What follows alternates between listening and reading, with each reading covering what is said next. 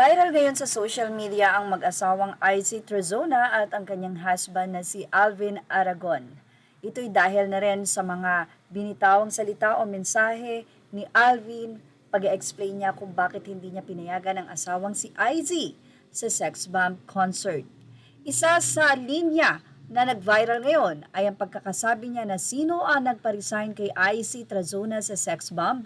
Ang Panginoon. Nung naging Christian si IC, pinag-resign ng Lord. Sabi ni Lord kay IC, "Come, follow me, I will make you fishers of men." Nag-obey si IC doon. Ilang mga netizen ang nagsabi na tila may something daw itong si Alvin Aragon.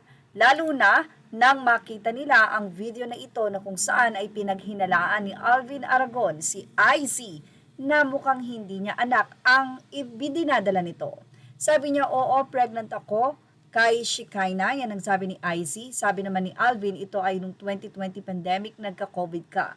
Alvin, pinakita niya sa akin ang pregnancy test niya.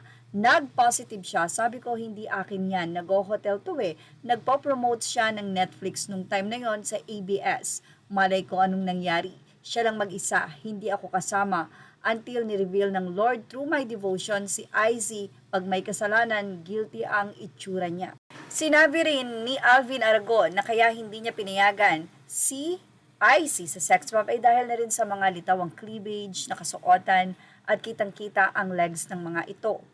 "Dapat ako lang ang makakita ng katawan niya dahil asawa niya ako." Ilang bagay na binatikos ng ilang mga netizen at tila sinasabi daw ni Alvin Aragon na makasalanan ba ang sex bomb dahil sa ginawa nila. Anyway, sabi nga ng ilan, napakatindi ng faith or malalim ang pananampalataya ng mag-asawang IC at Alvin na hindi matatarok kung wala ka doon. At kung sakasakali mang binabati ko sa kanila o sila, mas mainam na yon kaysa ang Panginoon ang masaktan sa hindi nila pagsunod. Narito ang samot-saring komento ng mga netizen.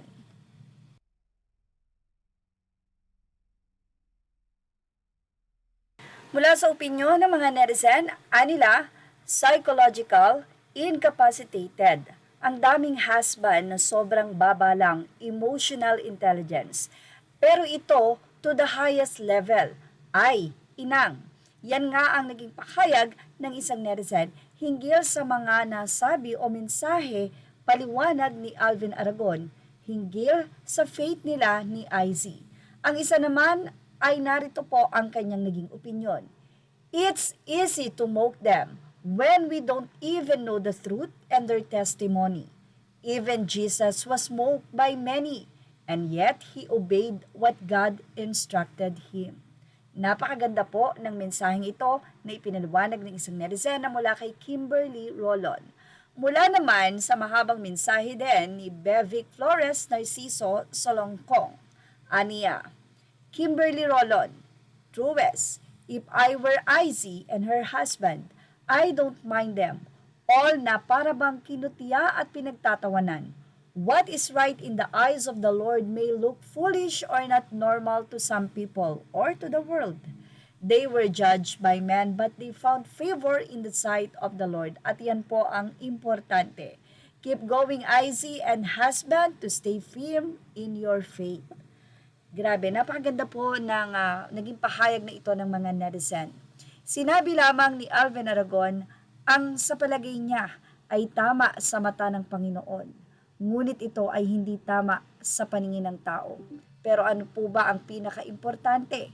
Ang favor ng Panginoon sa kanila, ang kanilang pagsunod. Talikuran man sila ng mundo. Nandyan ang Panginoon na may-ari ng lahat ng bagay.